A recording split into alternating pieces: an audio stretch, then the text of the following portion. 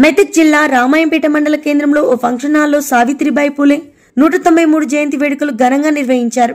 ఈ సందర్భంగా బీసీ సంక్షేమ సంఘం మెదక్ జిల్లా యువజన అధ్యక్షుడు పట్నం చంద్రశేఖర్ మాట్లాడుతూ సావిత్రిబాయి పూలే అంటరానితనం నిర్మూలన కోసం పోరాటం చేసిన గొప్ప మహనీయురాలు అని కొనియాడారు. స్త్రీల విద్యాభివృద్ధి కోసం కృషి చేశారని పేర్కొన్నారు.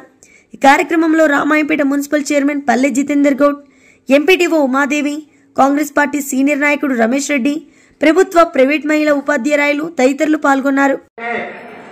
గత 5-6 సంవత్సరాల నుండి మనము ఈ జిల్లా ఎప్పుడైతే సపరేట్ అయిందో అప్పటి నుండి కూడా ఈ పూలేవాదాన్ని అందుకొని బీసీ సంఘాన్ని ముందట తీసుకోపోయే విధంగా మాకు తోచిన విధంగా మేము కష్టం చేస్తూ 6 నిమిషాలు ఒక కార్యక్రమం పెట్టుకుంటే మరి పొద్దు లేదు రాత్రి లేదు ఆ విధంగా మాకు హైదరాబాద్లో ఉన్న చంద్రశేఖర్ కూడా 24 గంటల ఫోన్లో అందుబాటులో ఉండి తన పని అంతా వదులుకొని రామాయంపేటకు చేరుకొని కార్యక్రమాలను పర్యవేక్షించే పట్నం చంద్రశేఖర్ గారికి మనందరం కూడా ధన్యవాదాలు చప్పట్ల ద్వారా తన కృతజ్ఞతలు చేస్తున్నాం.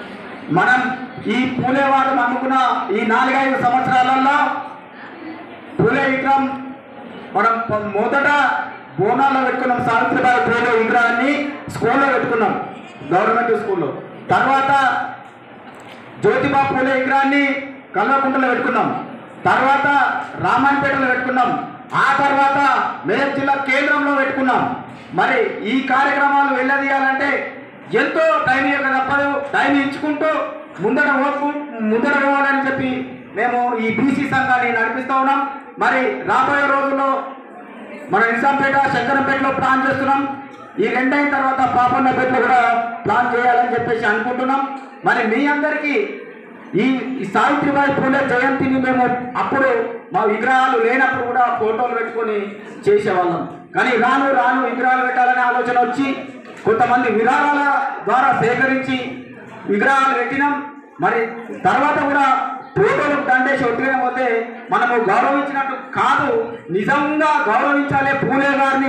పూలే గారు మనకు ఆశీర్వాదం కావాలి అంటే ఇప్పుడున్న మహిళా టీచర్లను గౌరవించాలని చెప్పేసి మా కమిటీ పోయిన సంవత్సరం నిర్ణయించి పోయిన సంవత్సరం మెదక్లో బ్రహ్మాండంగా చేసుకున్నాం.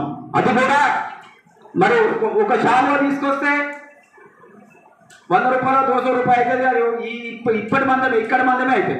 కాబట్టి మళ్ళీ ప్రతి ఒక్కరూ ఇంటికాడ వాడుకోవాలి. వారికి రోజు పని చేయాలంటే చేనేత టవర్స్ వేస్తే ప్రతి రోజు కూడా మనకు ఇంటికాడ అవసరం వచ్చే విధంగా మనం మా బీసీ సంఘం, మా యువజన బీసీ సంఘం గుర్తు రావాలంటే మీరు రోజు ఈ తువాలను వాడితే మా సంఘం గుర్తొస్తుంది. పూలే బీసీ వాళ్ళని తీసుకొని మన మేధావులు ఉన్నారు. మన మేధావులు ఎవరు? సావిత్రిబాయి పూలే, జ్యోతిబా పూలే, అంబేద్కర్, చాకలి ఐలమ్మ, ఒక్కొక్కరు ఒక్కొక్క ఉద్యమం చేసి దేశాన్ని నడిపించిన ఘనత వాళ్ళు. చాకలి ఐలమ్మ ఒక రకమైన ఉద్యమం చేసింది. ఆమెకు చదువు రాదు కాబట్టి గుర్తలందుకొని కాబట్టి అది ఇప్పుడు నడవదు. కాబట్టి పూలే ఏం చెప్పిండు, చదువుకుంటేనే మీరు అందరూ కూడా చైతన్యవంతులు. సావిత్రిబాయి పూలే గారికి నా శిరస్సు వంచి నమస్కరిస్తున్నాను. మేము ఈ కార్యక్రమం అనుకున్నప్పుడు మా తోటి మిత్రులు, నా సహచరులు, నా హైదరాబాద్లో ఉన్నటువంటి మిత్రులు కూడా చాలా పుష్ బ్యాక్ ఇచ్చి నాకు ఒక ఎంకరేజ్మెంట్ ఇచ్చినారు. మేము అనుకున్నప్పుడు మాకైతే నాకు పెద్దగా మాట్లాడడం తెలియదండి, సభల్లో ఎక్కడ మాట్లాడలేను. అది కానీ నాకు 90 ఏళ్ళ వయసు వచ్చినా సరే గురువుల ముందు మాట్లాడాలంటే భయమే. ఇప్పటి వరకు పెద్దలు ఇచ్చిన సందేశం చాలా విన్నాను. ఎప్పుడో మన పురాణాల్లో తక్కువ మంది చదువు ఉన్నప్పుడు భర్త చనిపోతే స్త్రీని కూడా, భార్యను కూడా తగలబెట్టాలన్న సమాజం నుంచి ఈరోజు ద్రౌపది ముర్ము దేశానికి అధ్యక్షత వహించిన స్టేజ్ వరకు వచ్చాం.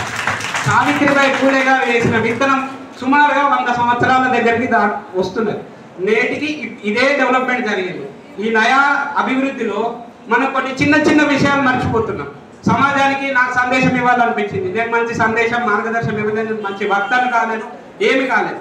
అట్లాంటి వేదిక క్రియేట్ చేయాలనుకునే ఒక సదుద్దేశంతో నేను ఏదైనా చేయగలుగుతా, నేను చేయగలిగింది చేస్తా అని సమూహం ఏర్పాటు చేయడానికి నేను ఒక చిన్న అభిప్రాయం చెప్పగానే మా సుపీరియర్ అధ్యక్షుడు గారు గంగారాం గారు, నా తోటి మిత్రులు, నా కాలనీ వాసులు అయినటువంటి ప్రవీణ్ గారు,